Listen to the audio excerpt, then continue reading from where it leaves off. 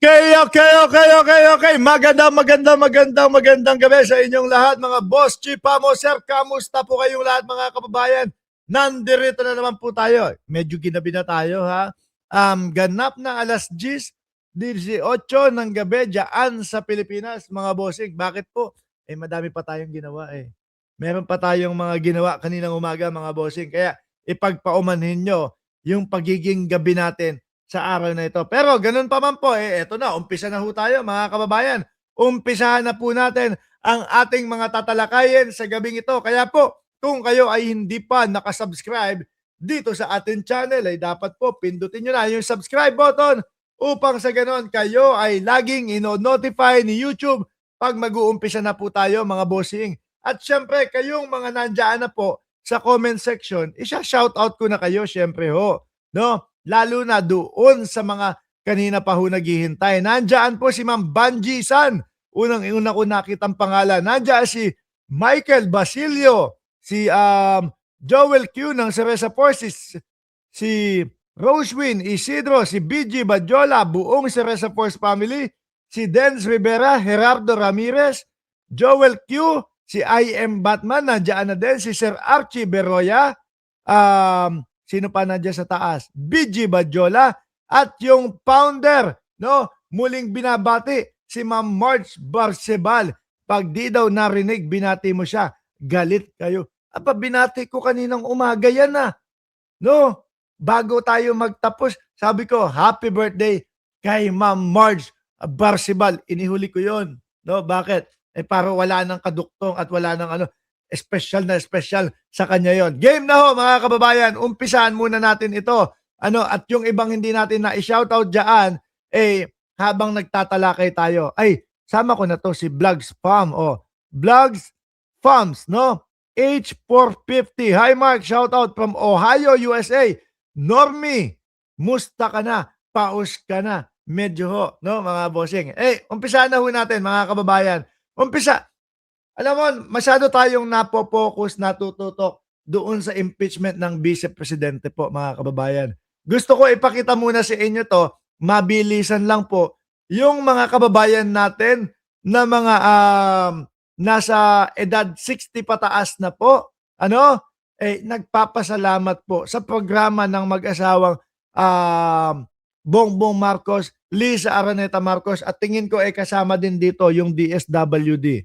No? Yung mga ganitong kasi, yung mga ganitong mga balita at pagpapasalamat sa ating Pangulo, hindi dapat natin iniitsepwera, no? Para na isasampal natin doon sa mga DDS na walang ibang sinabi kundi wala daw pong ginagawa si Pangulong Bongbong Marcos. Elna Advincula. Elna, shout out po sa inyo. Game! Sabi nila, I am bringing their pasasalamat sa gobyerno natin ngayon. Thank you. From the bottom of our hearts. May message po kayo kay Presidente, Mother? Yes. President Bong, sorry I wasn't able to vote you before, pero ngayon sasabihin ko talaga, ramdam na ramdam namin. Ganun dapat, Tingin ko lang, ha, pwedeng mali ako, pwedeng DDS din, no? Pero ganun dapat, no?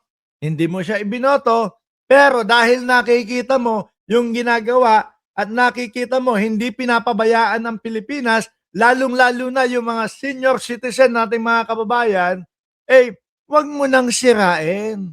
Nakakaganan siya, nakakakuha ng ayuda, natutulungan. Pasalamat, simpleng pasalamat, okay na.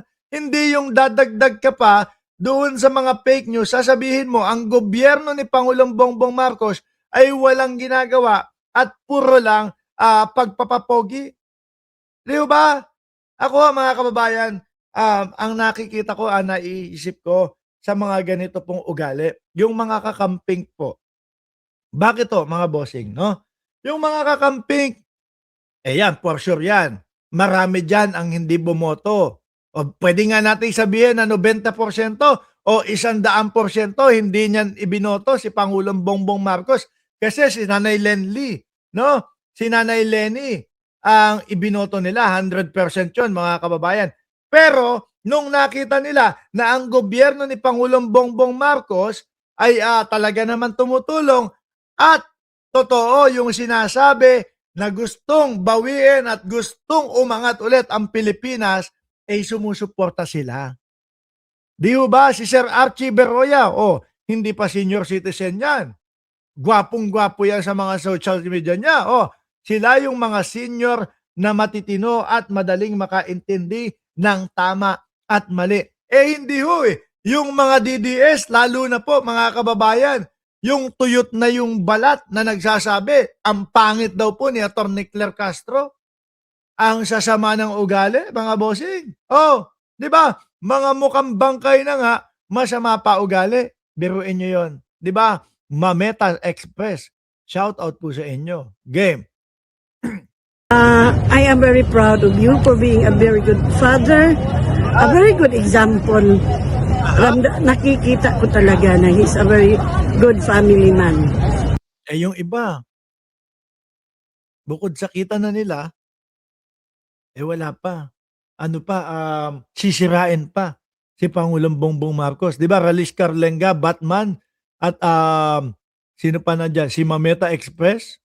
Kaya, regardless of what the bossers are saying, I don't know personally or president and also some of the officials, pero makikita mo talaga kung anong klaseng tao siya.